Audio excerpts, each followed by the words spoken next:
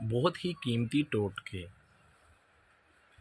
دودھ میں لونگ ڈال کر پینے سے کمزوری دور ہو جاتی ہے۔ اگر عورتوں میں رحم کی کمزوری کا مسئلہ ہو تو پھول مکھانے کھانے سے رحم میں طاقت آتی ہے۔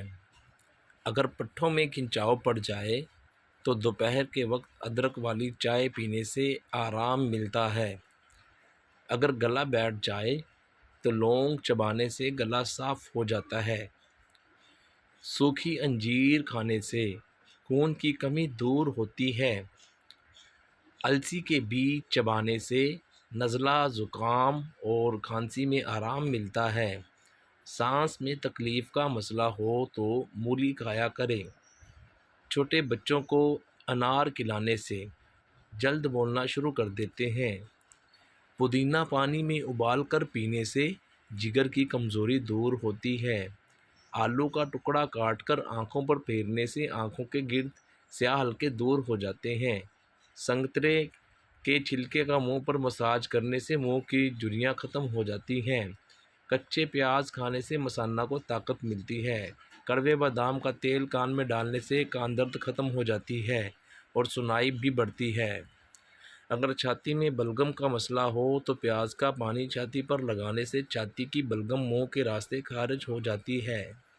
شہد کو گرم پانی میں ڈال کر پینے سے موٹاپا دور ہو جاتا ہے۔ اگر رات کو سوتے وقت ناک بند ہو جاتا ہے تو نیم کے پتوں کی دھونی لینے سے دوبارہ مسئلہ نہیں ہوگا۔ ابلے ہوئے گرم دودھ میں کچا دیسی انڈا پھینٹ کر پینے سے جوڑوں کا درد ختم ہو جاتا ہے۔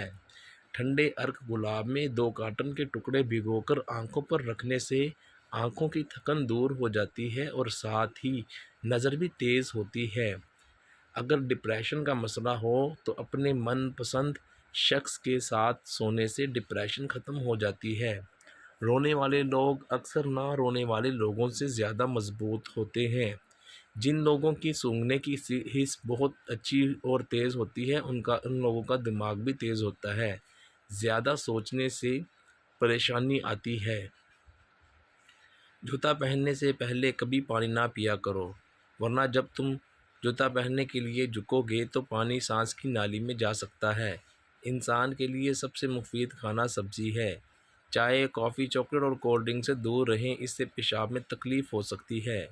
چنے اور جو کا آٹا ملا کر روٹی پکانے سے شوگر کنٹرول میں رہتی ہے۔ ایک آنکھ بند کر کے سبق یاد کرنے سے سبق جلدی یاد ہو جاتا ہے۔ 3 بندوں کے ساتھ بیٹھ کر باتیں کرنے سے دماغ تیز ہو جاتا ہے۔ جو لوگ گوشت کھا کر ہڈیاں چھت پر پھینک دیتے ہیں تو سمجھ لو بہت جلد ان کے گھر میں جنات آنا شروع ہو جائیں گے۔ گھر میں پودینے کا پودا لگانے سے گھر میں چھپکلیاں نہیں آتی۔ گھر میں جھاڑو کھڑا کر کے رکھنے سے کوے زیادہ آتے ہیں۔ اگر گھر میں سونف کا پودا ہو تو گھر میں سانپ نہیں آتے۔ جس گھر میں خرگوش ہو اس گھر میں کبھی فالج کی بیماری نہیں آتی۔ ویڈیو دیکھنے کا دوستو بہت شکریہ۔